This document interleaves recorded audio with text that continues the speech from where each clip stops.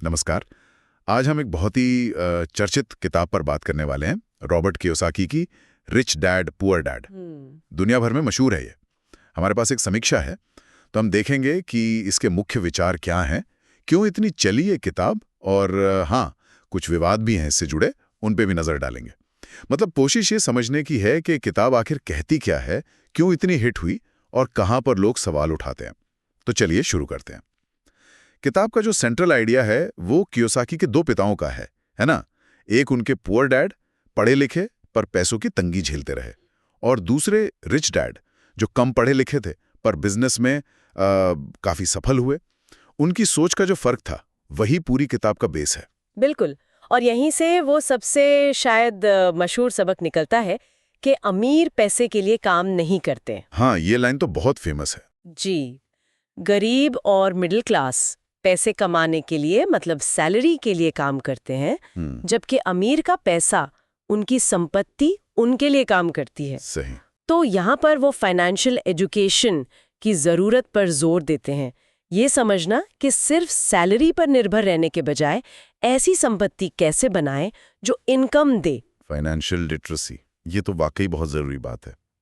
किताब यही कहती है कि स्कूल हमें ये सब सिखाता ही नहीं है, वो संपत्ति और देनदारी वाला फर्क, एसेट्स और लायबिलिटीज। हाँ बिल्कुल। संपत्ति वो जो जेब में पैसा डाले और देनदारी वो जो जेब से पैसा निकाले, ये समझना बहुत जरूरी है। और वो घर वाला उदाहरण को काफी विवादित है कि घर अक्सर एक लायबिलिटी होता है, एसेट नहीं, क्योंकि मेंटेनेंस है, लोन है, पैसा जाता रहता है। हाँ, ये पारंपरिक सोच को सीधी चुनौती देती है किताब। और इसी से जुड़ा एक और आइडिया है, माइंड योर ओन बिजनेस। अपने काम से काम रखो। नहीं, यहाँ मतलब अलग है।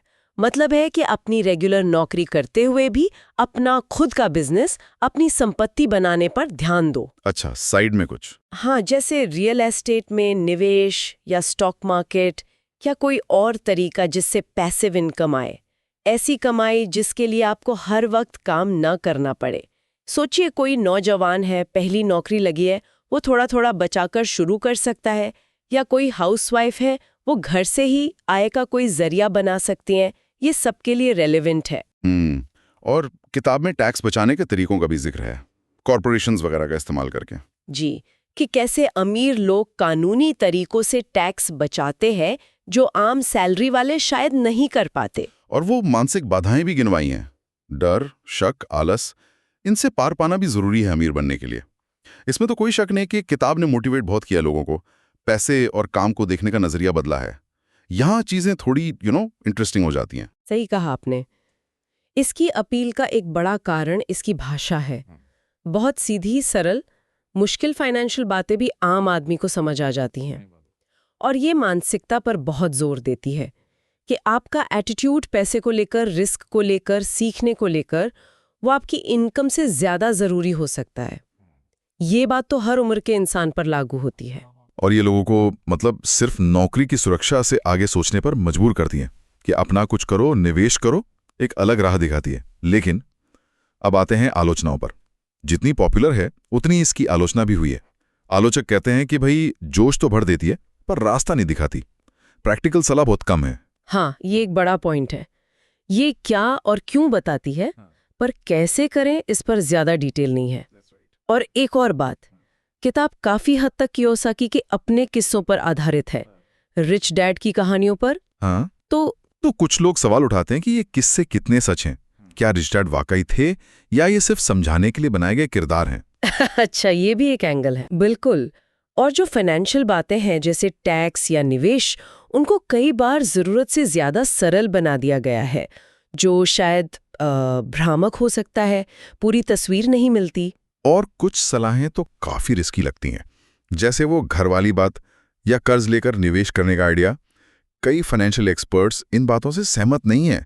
वो मानते हैं कि ये जोखिम भरा हो सकता है, खासकर उनके लिए जिनकी माली हालत ठीक नहीं है। जी, कुछ आलोचक तो ये भी कहते हैं कि ये एक तरह से सट्टेबाजी वाले निवेश को बढ़ावा देती है, न कि सोच समझकर लॉन्ग टर्म प्लानिंग को। तो मतलब क्रक्स ये है कि मोटिवेशनल तो है पर आंख बंद करके फॉलो करने वाली चीज नहीं है। बिल्कुल, सावधानी जरूरी है। तो अगर हम सम अप करें, रिच डैड पुअर डैड एक पावरफुल किताब है, नो डाउट।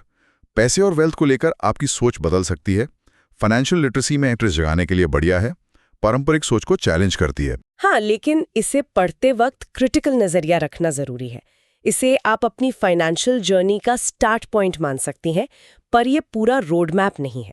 यहाँ से जो आइडियाज मिले उन्हें और भरोसेमंद सोर्सेज से मिली जानकारी और प्रैक्टिकल सलाह के साथ मिलाकर देखना चाहिए, तभी एक सही और सुरक्षित रास्ता बन पाएगा। बिल्कुल सही। तो जाते जाते एक विचार छोड़ जाते हैं सबके लिए सोचने को। अपनी मेहनत की कमाई जैसे सैलरी और अपनी संपत्ति से होने वाली कमाई जैसे किराया या डिविडेंड, इन दोनों के बीच का जो फर्क है उसे गहराई से समझना किसी की भी फाइनेंशियल प्लानिंग को कैसे बदल सकता है। चाहे वो कोई युवा हो जो अभी करियर शुरू कर रहा है, या कोई घर संभाल रही महिला हो, या कोई सालों से नौकरी कर रहा व्यक्ति हो, या फिर कोई रिटायरमेंट के नज़दीक हो, इस पर जरूर सोचिएगा।